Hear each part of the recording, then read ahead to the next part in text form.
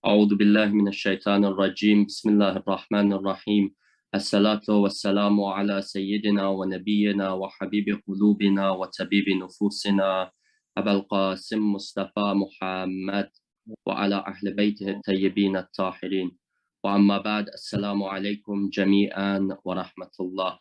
Welcome to another Friday night program at Nabi Akram. Unfortunately, once again, we are live just for the safety of everyone until inshallah it all boils over.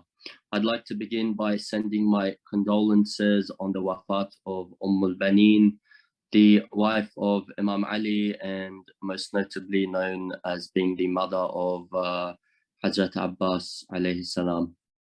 To begin tonight's program, I would like to call upon our dear brother Haj Dawood Mirzai to enlighten our hearts with verses of the Holy Quran. Please welcome him with the salawat ala Muhammad wa ali Muhammad.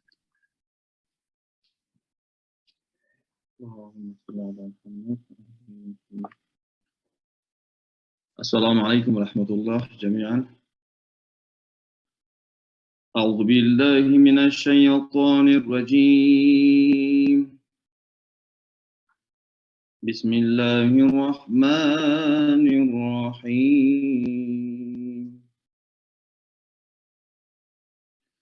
ولله ملك السماوات والأرض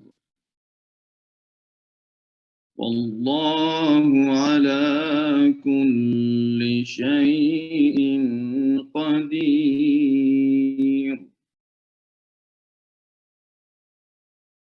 إن في خلق السماوات والأرض واختلاف الليل والنهار لآيات لأولي الألباب.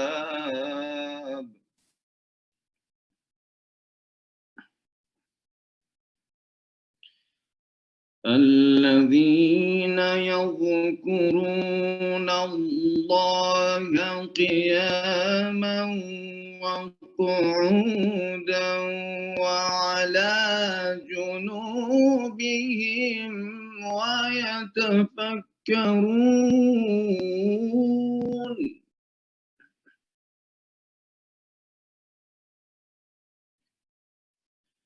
ويتفكرون في خلق السماوات والأرض ربنا ما خلقت هذا باطلا سبحانك فقنا عذاب النار.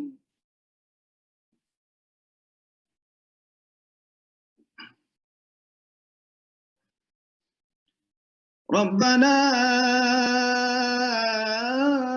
إنك من تدخل النار فقد أخزيته وما للظالمين من أنصار.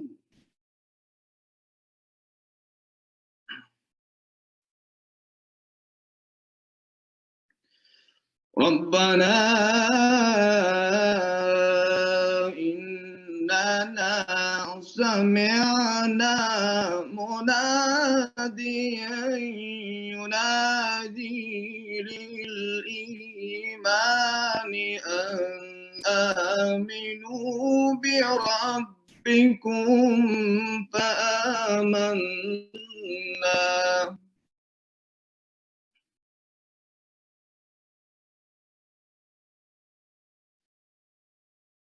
ربنا فاغفر لنا ذنوبنا وكفر عنا سيئاتنا وتوفنا مع الأبرار.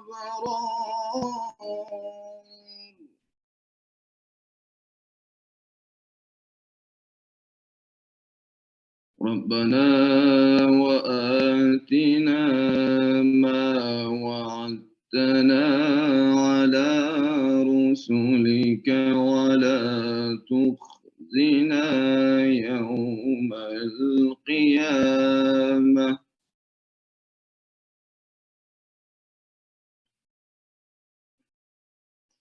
ربنا وآتنا ما وعدتنا على رسلك ولا تخزنا يوم القيامة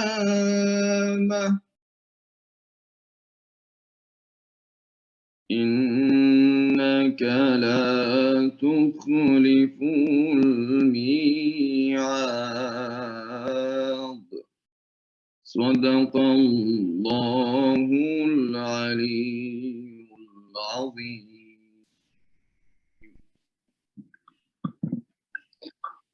Thank you very much, dear brother Hajj Dawood. May Allah bless you both in this life and the next, inshallah. If the audience could please recite aloud salawat for his well-being, inshallah. Just before we go on to the main lecture, I'd just like to touch up on just a very small note about al-Banin, just to highlight the selflessness of her character. So Imam Ali married al-Banin after the passing of Sayyidat al-Zahra, salamullah alayh. And al-Banin's name was actually also Fatima, so Fatima bint Huzam al-Kilabiyah. But because she didn't want the children of Sayyidah Zahra to feel distressed every time Imam Ali called her by the name Fatima, she actually made the request to Imam Ali to call her al-Banin, which means the mother of the children.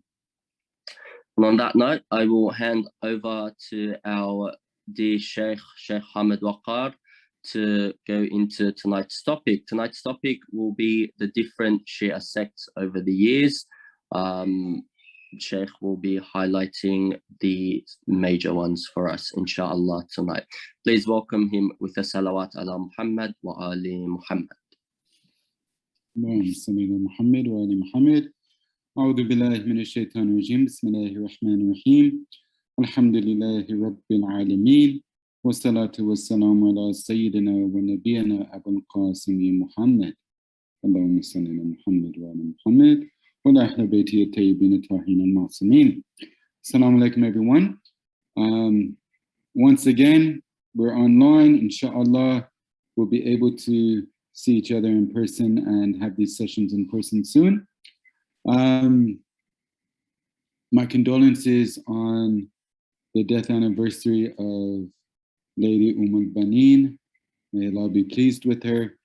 It's obviously one of the difficult nights, and a woman who suffered through many tragedies throughout her life that we remember because of her closeness to Ahlul Bayt alayhim salam and her closeness to the Imams and the sacrifice that she gave for her Imam. Now, I was asked to do a series about the different sects of Shia Islam, and I felt it's interesting. It also kind of goes hand in hand with the series that we did about Bani Umayyah and Bani Abbas, the Umayyad and Abbasid dynasties that we gave a while back at Nabi Akram. So this will kind of align historically with that time period, at least some of it will. Now, obviously we know that during the 250 years, give or take, that the Imams lived on earth, obviously Imam Zaman alayhi salam is still living on earth, but lived in presence, right? We know that they faced many difficulties and that their followers faced many difficulties, that there were very harsh events that they were made to endure. And these difficulties actually led to differences of opinion about the Imams, about who the Imams actually were, right? Who is the Imam specifically, and about our beliefs that we have about the Imams ideologically. There are also many differences of opinion about Imam al-Zaman alayhi salam also came about in this time period. Now, so we're going to look at the Zaydi sect of Shiism, and obviously within the last decade or so, due to the wars and everything that's been happening, the Zaydi sect has become known in the community. You also have the Ismaili sect, you have the Waqifi sect, and you have the Ghulu. Now, the Ghulu are people who exaggerate, right? They have exaggerated beliefs about the Imams. They're not necessarily an independent sect, but I will be discussing them, inshallah, in a few weeks. So today, we're going to discuss Zadies. Inshallah, next week, we'll discuss the Ismailis. And then the week after that, we'll discuss the Waqifis. And the Waqifis don't exist anymore, but still we're going to discuss them. And then in the last section, the fourth section of this series, we're going to look at the Ghulu, or those who exaggerate. Okay? So today, the Zaydi sect of Islam, of Shia Islam, is one of the oldest sects of the Shia creed. So obviously the Ithna Ashari sect is the oldest one. It started with the Imams, but this is one of the first deviations from mainstream Shia thought. And it started in the 2nd century after Hijrah, right? So the Zaydis, right? They believe that there were different Imams after Imam Hussein alayhi salam. So obviously Ithna Asharis, we believe that after Imam Hussein alayhi salam was Imam Sajjad alayhi salam, then Imam Bakr, Imam Sadiq, and so on and so forth. They believe that Hassan al-Muthanna was an Imam, and then Zayd ibn Ali ibn al-Hussein. So Hassan al-Muthanna is Imam Hassan's son, but obviously after Imam Hussein alayhi salam. And then Zayd ibn Ali ibn al-Hussein, the son of Imam Sajjad alayhi salam. He's basically the main figure of the Zaydi sect, hence it's named after him. Then you have Yahya ibn Zayd, his son. Then you have Muhammad ibn Abdullah, and then you have Ibrahim ibn Abdullah.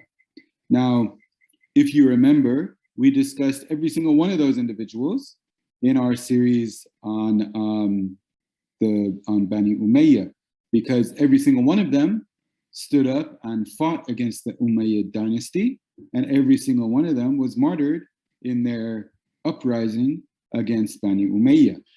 Now, the Zaydi sect did hold the Imams that the mainstream Shia Islam, Ithna Asharis, hold to be our Imams in high respect. So Imam Sajjad alayhi salam was respected as a scholar, as a spiritual leader, but he wasn't given the position of Imam because he didn't rise up and fight against Bani Umayyah.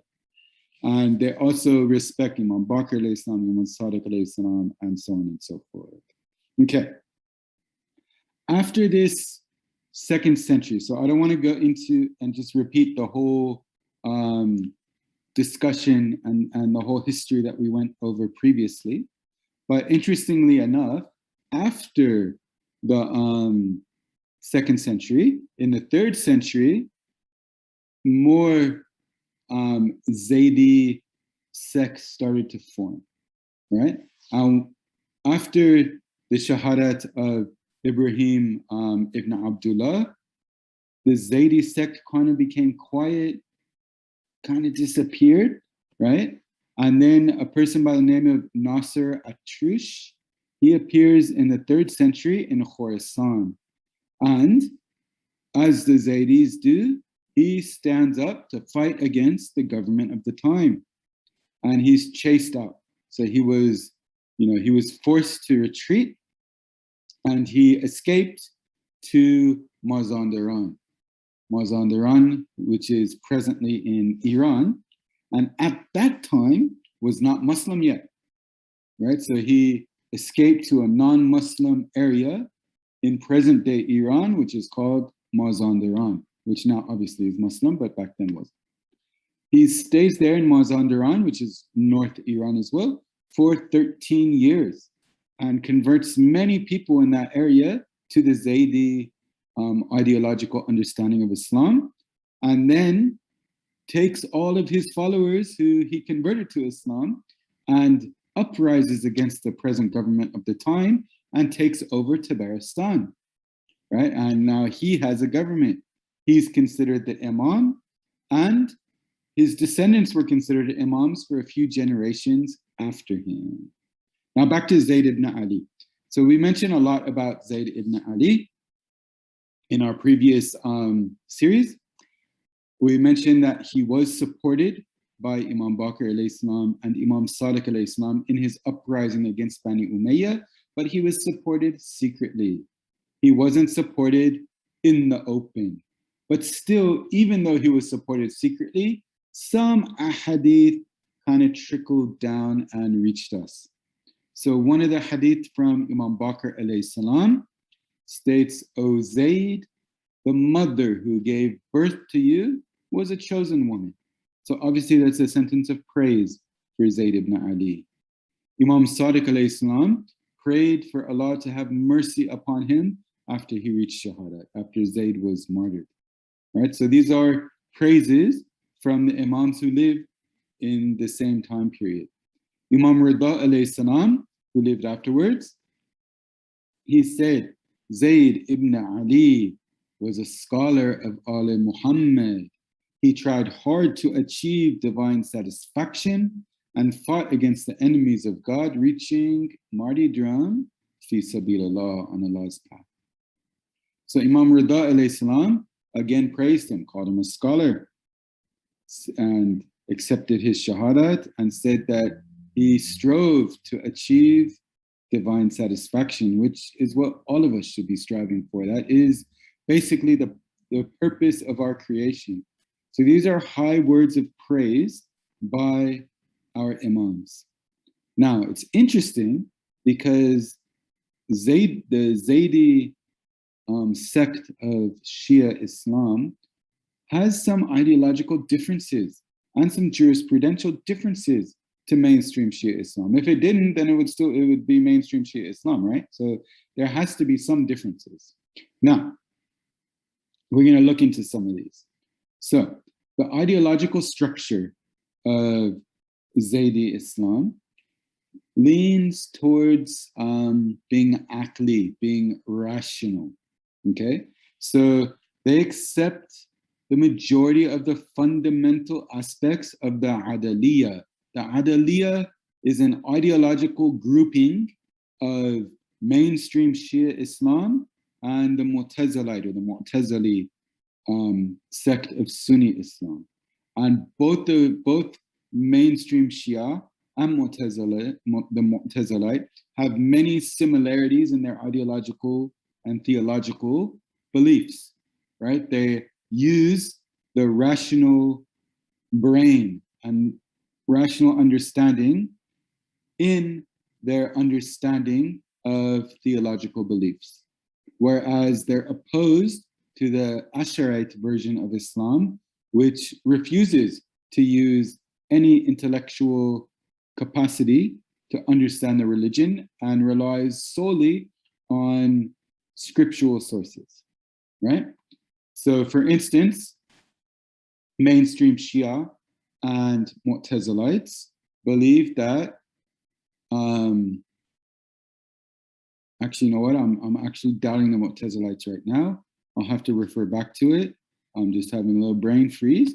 But definitely mainstream Shia believe that Allah does not have a body, right? Even though in the Quran, there's verses of the Quran that state Yadullah, for instance, the hand of God, right? And the reason why the Shia don't accept that is because rationally, if Allah had a body, he would be limited. He'd be limited to the space that body occupies. He'd be limited to the health of this body, right? And there's a plethora of limitations that you would be able to ascribe to Allah if he had a physical body. So therefore, our rational understanding of God being limitless and being without any defects, without any shortcoming, right? Being absolute perfection necessitates that he does not have a material body and is rather an immaterial existence.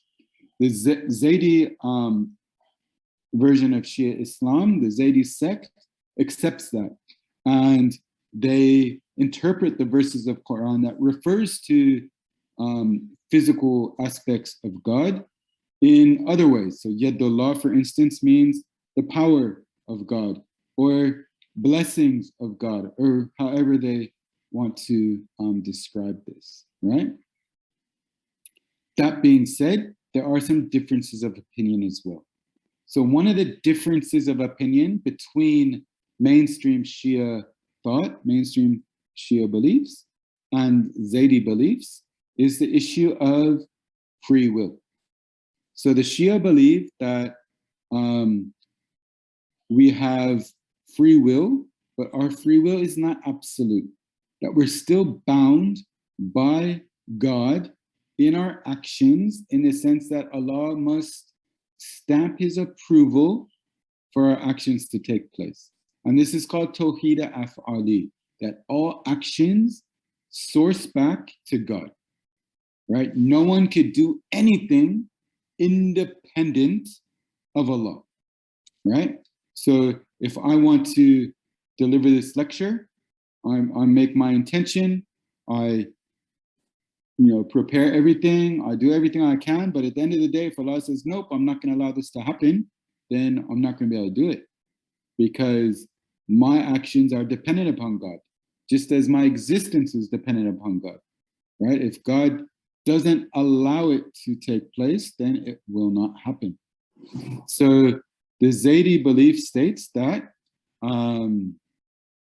there are differences of opinion, and Allah is not the creator of human actions, and that the argument that they provide is, if Allah created the action and the action was negative, it was an action that Allah actually prohibited, how does that make sense, right? So Allah prohibits us from committing sin. Allah prohibits us from doing drugs, for instance. Doing drugs is haram. Now, if one was to go towards drugs and consume drugs, commit this sin, then obviously they're disobeying God. But the Zaydi understanding is that if God is the creator of all actions and he prohibited that action, then he's creating an action that he prohibited, and that doesn't make sense, and that seems like it contradicts each other, so forget it. But the mainstream Shia thought doesn't say that. They say, no. That's not the correct understanding though. The correct understanding is that, yes, Allah does not want us to consume drugs. It's a sin that he prohibits, right? But he's given us the free will to decide whether or not we want to. Now, obviously, we cannot independently from God do anything, because all power, everything that we have, every iota of our existence is dependent upon God. So we can't do anything independent of him. But Allah allows us to commit sins, because if we didn't have the ability to commit sin, we wouldn't be able to to decide not to. And we wouldn't be able to move closer to God. We wouldn't be able to refuse to commit sins for God in order to get closer to him, right? So we need that ability to sin in order for us to reject it, so we can get closer to God, if that makes sense. And that's that's a topic for a theological discussion that we're just touching upon in a nutshell here, right? The Zaydis also state that the Imams must have the following characteristics. So A, they must be a dependent of Sayyidah Zahra salam alayha. And it doesn't matter from the descendants of Imam Hassan alayhi salam or Imam Hussein alayhi salam, as it would fit under the prophetic tradition that says Al-Mahdi min wuld Fatima. So Imam Mahdi alayhi salam will be from the descendants of Sayyidah Zahra sallallahu alayhi. The Imam must also have the following characteristics. The Imam must be knowledgeable. The Imam must be pious. And the Imam must be brave enough to fight against the enemies, right? The Imam must invite people towards Islam. And the Imam does not have miracles. Okay? So these are the main, those are the main differences amongst the Zaydi and the Ithna Ashari sects of Shia Islam. There are some jurisprudential differences as well. So the ulama of this sect, they use a book called Musnad Imam Zayd, right? And this book is a book that they comment upon and they kind of elucidate their jurisprudential rulings from. Now, there's many similarities between Zaydi fiqh and Ithna Ashari fiqh. And a lot of times when there's a difference of opinion between Sunni jurisprudence and Shia jurisprudence, the Zaydi sect agrees with the Ithna Ashari mainstream Shia view. So for instance, saying Hayya ala khairul amal in the adhan, reciting the 5 takbirs in Salat al-Mayyit or the funeral prayers, only eating meat that's been slaughtered in the Islamic method, and so on and so forth, The Zaydi sect accepts the Shia Ithna Ashari sect here. There are some differences. So Zaydis can only marry other Zaydis according to their jurisprudence. Temporary marriage, muta, is prohibited according to Zaydi Islam, and taqiyya is haram as well. Now, Zaydiism is kind of an umbrella term for many different sects. So Zaydi Islam kind of spread into different sects in the 2nd century, and then in the 3rd century, and can continue to form into different sects. Why? Because the Zaydi opinion about the Imam is anyone from the descendants of Sayyidah Zahra, most Zaydis think that, who stands up and fights against an oppressive government. So anyone who's done that and fits that criteria and is also religious and knowledgeable, right? They consider them the Imam and they follow them. And then some Zaydis will follow them, some Zaydis won't, and then a new sect is formed. And then until the next person who rises up against an oppressive government. And because of that, many different sects from within the Zaydi sect have been formed. So some examples. In the 2nd century, there's the Jarudiyya Zaydiism sect who follow Abi Jarud, and they have a few unique beliefs. So one, they believe that the Prophet only mentioned the imamat of Imam Ali alayhi salam, Imam Hassan alayhi salam, Imam Hussein alayhi salam. And even that didn't mention them by name, right? By referring them to as imams. Obviously, he spoke to them and talked to them and used their name, but he didn't refer to them as imams or introduce them as imams by name, right? And then didn't mention anyone else or didn't refer about anyone else after them, right? So it's only these 3, and these 3 not even by name. And then after that, they have to follow, those 5 Zaydi imams, and then whoever rises up after that. Now, they also have huge disagreements with mainstream Sunni figures and attack them in a very, very aggressive way. Next one are the Sulaymaniya, right, from Sulaiman. So the Sulaymaniya Zaydiism sect. And they follow Sulaiman ibn Jarid.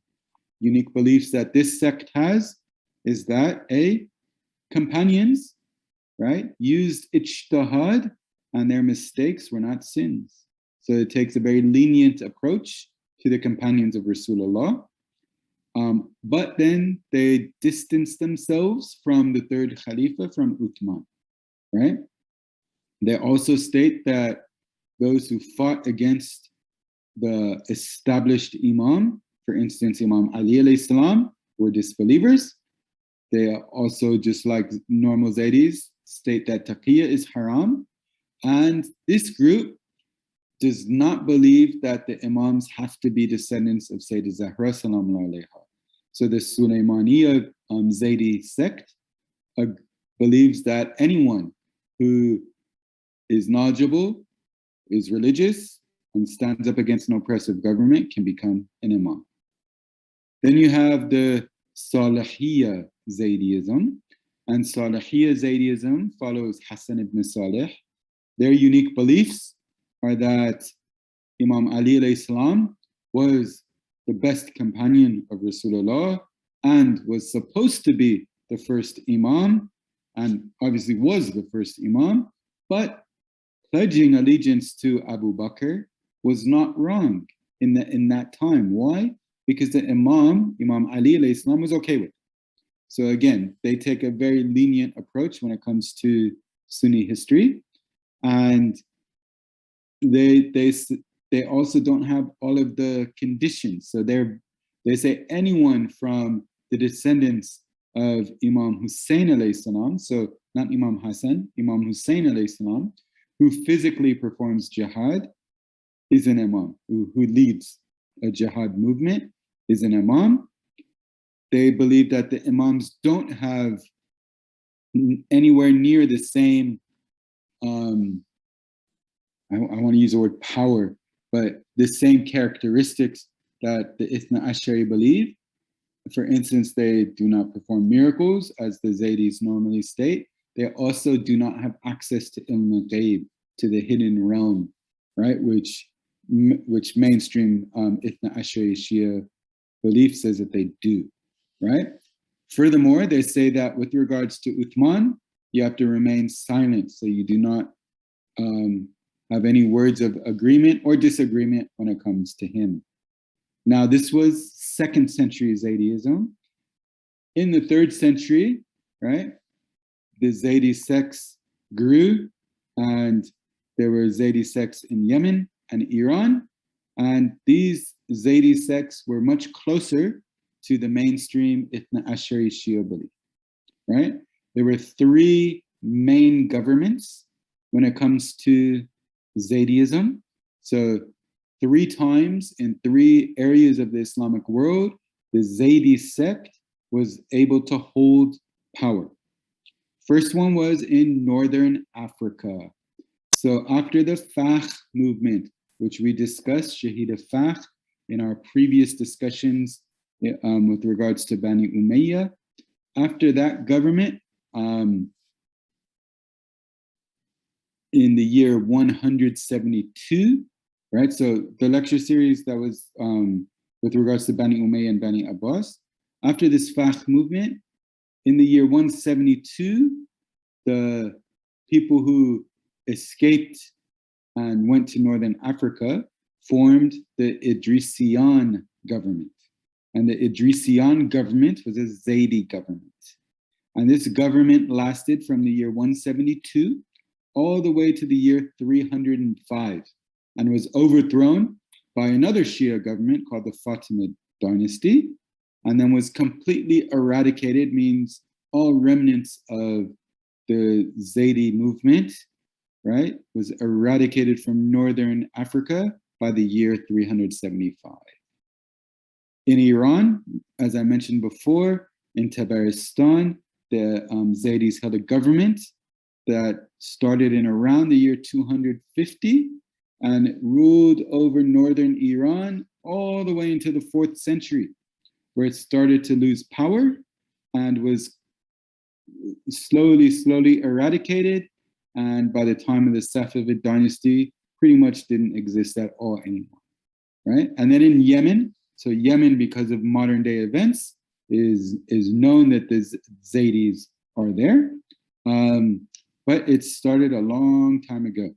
So the Hadawiya Zaydism government, which was one of the 3rd century sects, was formed by Yahya ibn Hassan in the year 284. And this government lasted until the year 444. Then after that, in the year 594, so right about the year 600, Abdullah ibn Hamza comes. He rises up against the government there, and he forms a government which lasted all the way to the 10th century. So about 400 years this government lasted. Then slowly after that, the Ottomans came. And then after that, Zadies, after the Ottomans fell, the Zadies took power of some areas of Yemen, right? Until the present day. So as modern present day news is happening and the Zadies are becoming more and more popular in that area, right? We know that the history of them being there goes all the way back to the 3rd century after Hijrah in the year 284, which is a long time ago. So Zaydi Islam, although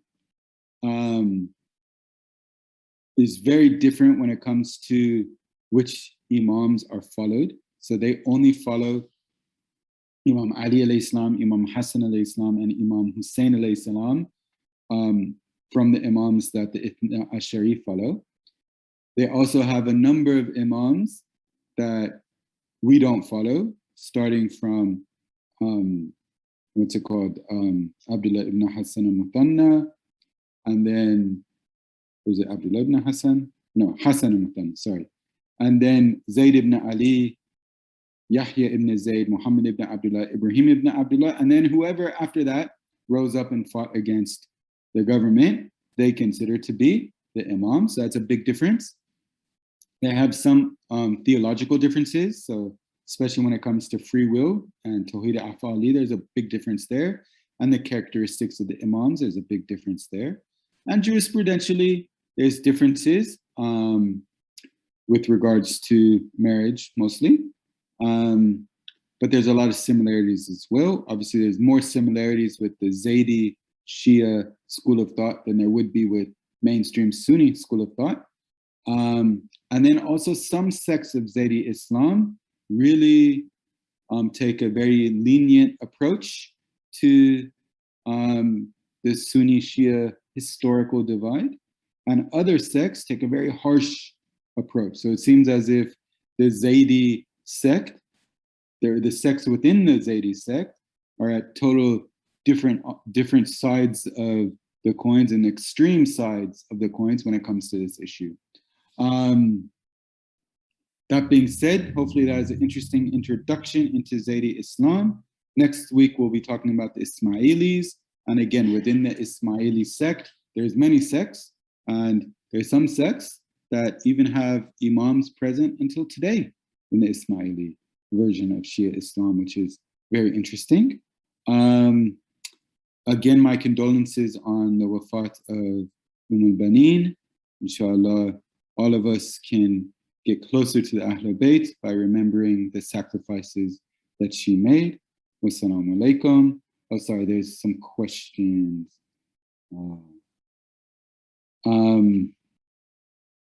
Okay. Give me a second to bring up the questions. I'll have to look at it here.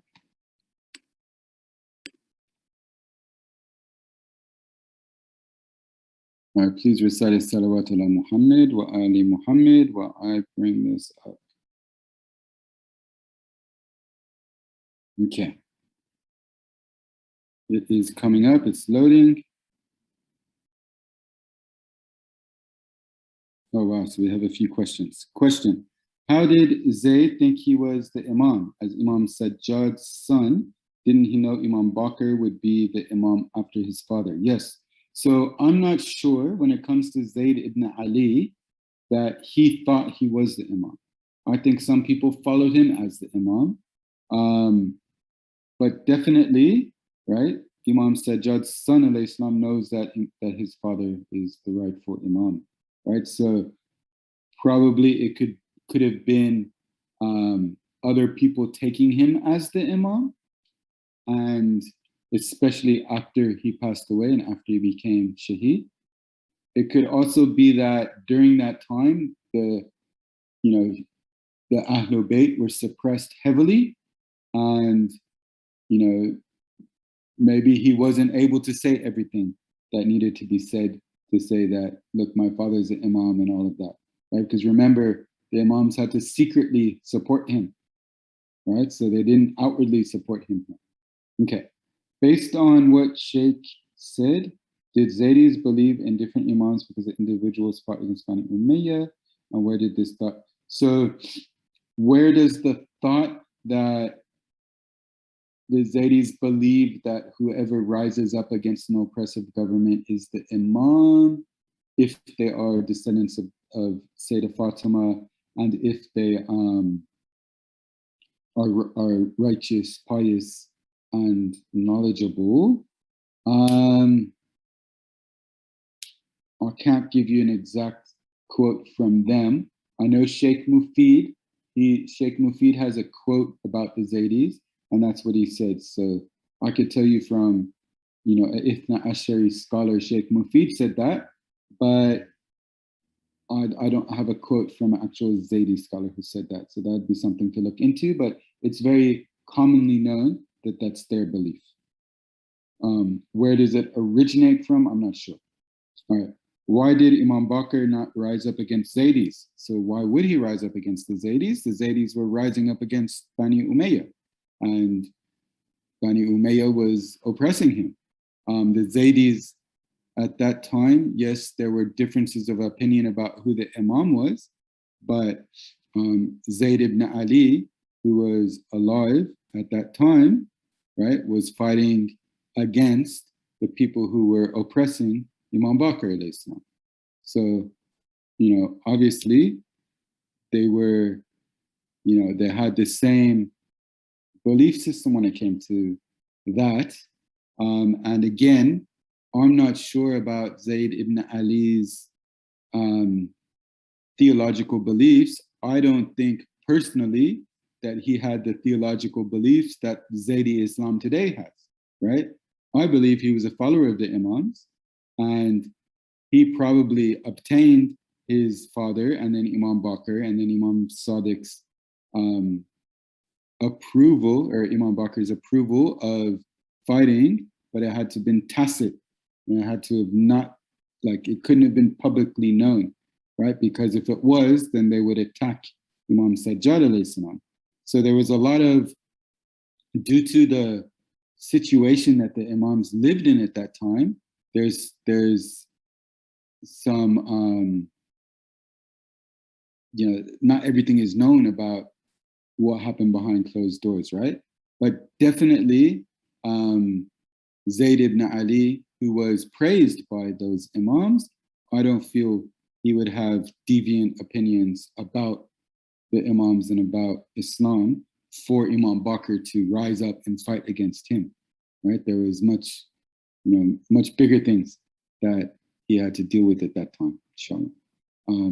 But it's good to think about it. And as I said, maybe the deviant beliefs formed elsewhere and formed later, and not from Zayd ibn Ali himself, right? It's a pretty big possibility, and also from his son Yahya ibn Zayd. Okay, inshallah, with that we have a good understanding. Wassalamu alaikum wa rahmatullahi wa barakatuh.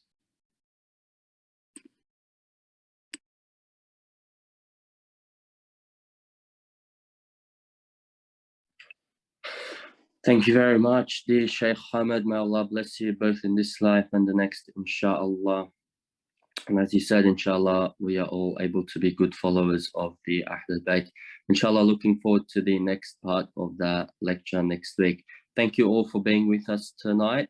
Inshallah, we'll see you all next week. Everyone stay safe. Assalamu alaikum jami'an wa rahmatullah.